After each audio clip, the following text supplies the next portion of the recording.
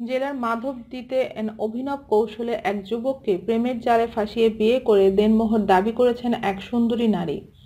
এদিকে ওই নারীর ফাঁদ থেকে মুক্তি পেতে যুবকের মা ঘুরছেন বিচারকদের দ্বারে দ্বারে। পারিবারিক সূত্রে জানা যায়, ওই নারী যশোর কোতোয়ালি থানার চূড়ামুনকাঠা এলাকার সিরাজুল ইসলামের মেয়ে সুবর্ণা নাহার সাথী।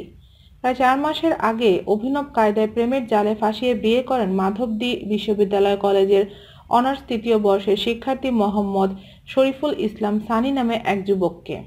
সানি মাধবদী থানাধীন নওপাড়া গ্রামের শামসুল হকের ছোট ছেলে। সানির মা সেলিনা জানান, ছেলে প্রেম করে বিয়ে করেছে।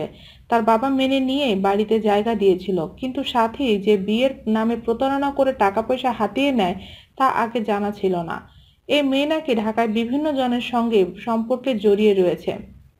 শুক্রবার পারিবারিকভাবে সাংবাদিকদের ডেকে নিয়ে তিনি অভিযোগ করেন, সানিকে অনেকভাবে নির্যাতন করে সে অনেক টাকা পয়সা ও স্বর্ণালংকার হাতিয়ে নিয়েছে তাদের কাছ থেকে। সাথী মিথ্যা মামলা দিয়ে জেল খাটিয়েছে তার ছেলেকে। সেলিনা আরও জানান, সাথীর সাজানো মামলার জালে বন্দী তার পরিবারের সদস্যরা, কিন্তু প্রমাণ করতে না পারায় আদালত সানি ও তাদের পরিবারকে জামিনে মুক্তি দিয়েছে। তারপরও সে মাধবদীতে এসে সানির সঙ্গে ঘর সংসার করার কৌশল অবলম্বন করে তাদের বাড়িতে আসে। এ খবর জানাজানি হলে এলাকার উৎসুক জনতা তাদের বাড়িতে ভিড় জমায়। বিষয়টি স্থানীয় চেয়ারম্যানকে জানানো হয়। পরে সাথীর বাবা মা তাকে নিয়ে আসতে চাইলে চেয়ারম্যান ও স্থানীয় গণ্যমান্য ব্যক্তিরা, কিন্তু সে তা না করে উল্টো আরেকটি নারী নির্যাতন ও গণধর্ষণের ঘটনা সাজিয়ে তার চাকরিজীবী বড় ছেলে সহ মোট 4 জনকে আসামি করে মাধবদী থানায় মামলা করে বলেন জানান সানির মা। এ ব্যাপারে স্থানীয় ইউপি চেয়ারম্যান খাদেমুল ইসলাম ফয়সাল বলেন, সানির পরিবার সাথীর বিষয়টি গত 16 ডিসেম্বর অবগত করলে স্থানীয়দের নিয়ে বসা হয়। তাতে সাথীর বাবা মাকে এনে তার মীমাংসা করার জন্য বলা হয় সাথীকে।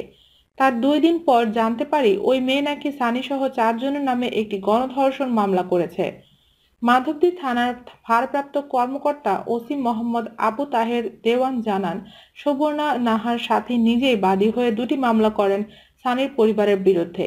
একটিতে শারীরিক নির্যাতন এবং অপরটিতে তাকে গণধর্ষণের অভিযোগ করা হয়েছে।